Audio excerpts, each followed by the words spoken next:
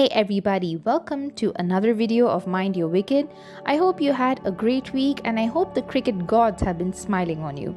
So, a few days back, we celebrated World Yoga Day. For those who are not aware about this, World Yoga Day was celebrated on the 21st of June, where we saw many celebrities, including sportspersons, advocating for yoga and talking about how it has helped them in their daily lives.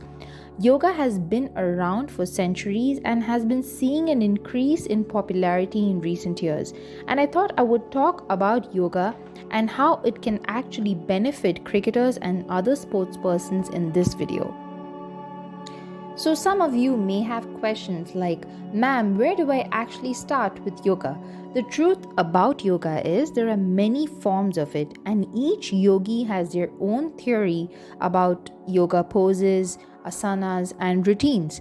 So, if you are a complete beginner to yoga, what I would recommend is to start with breathing. There are many breathing techniques in yoga, and these are considered essential because they form the foundation of most of the poses and the cycles which you will be practicing in your yoga sessions. You might have heard of pranayama, which is basically yogic breathing.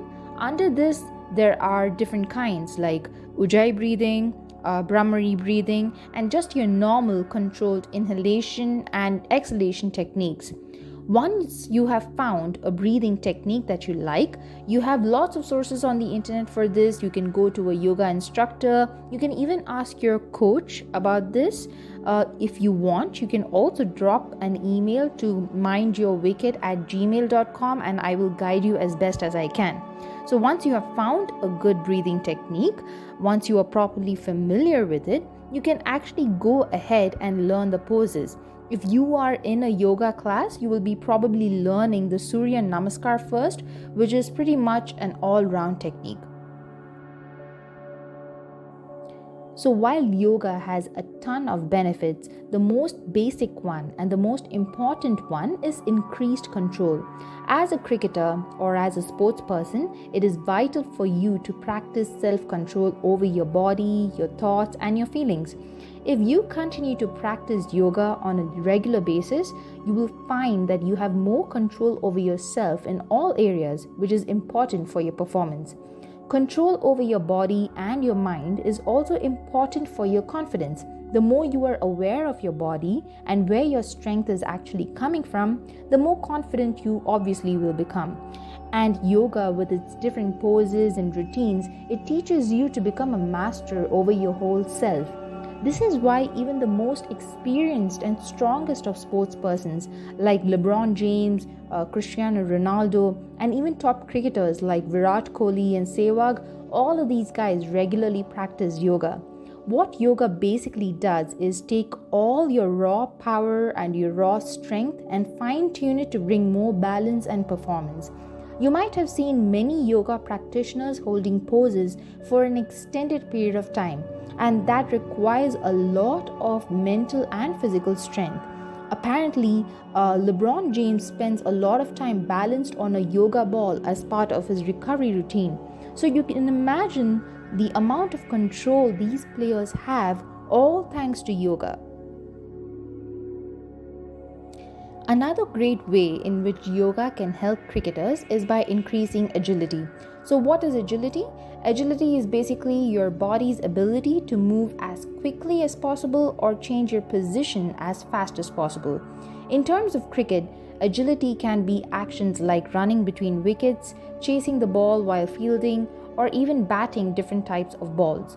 To increase your agility, your trainer will be giving you exercises that target your muscle groups like your calf muscles, your quads, your hamstrings, basically different muscle groups in your lower extremities.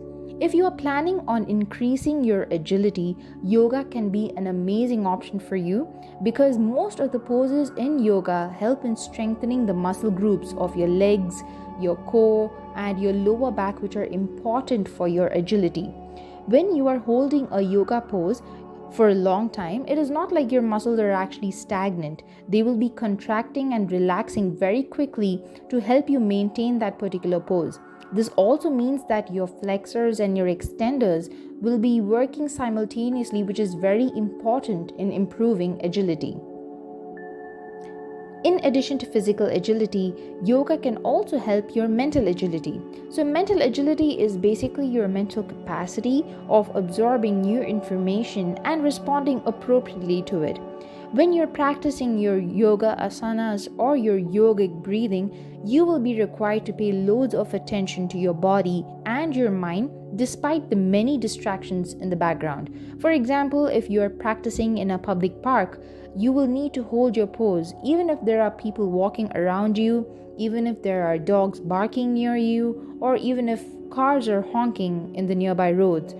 Because you are exercising so much willpower, your mental agility will also improve with regular practice of yoga. Mental agility is one of the most important skills in cricket, as you will need to make quick decisions for the many problems that are bound to arise on the field. Finally, yoga can do wonders in terms of relaxation for not only your body but also your mind. This is the reason many athletes prefer yoga as a recovery technique. What certain forms of yoga can do is stretch your muscles and help them relax after a stressful workout. When you do this, you are bound to get muscle injuries less often as they become more supple and flexible. Yoga will also help your mind be free of negative or unwanted thoughts as it makes you more aware of the present, of the now, which is basically the Zen mode. And this is important for mental toughness as every day we are bombarded with so many thoughts and emotions from various sources which can be actually pretty unhealthy for us.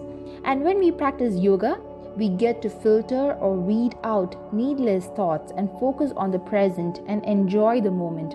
And this is why you, as a cricketer or any other sports person or a track and field athlete, you need to start practicing yoga regularly as soon as possible. So if you like this video, please do like, share and subscribe.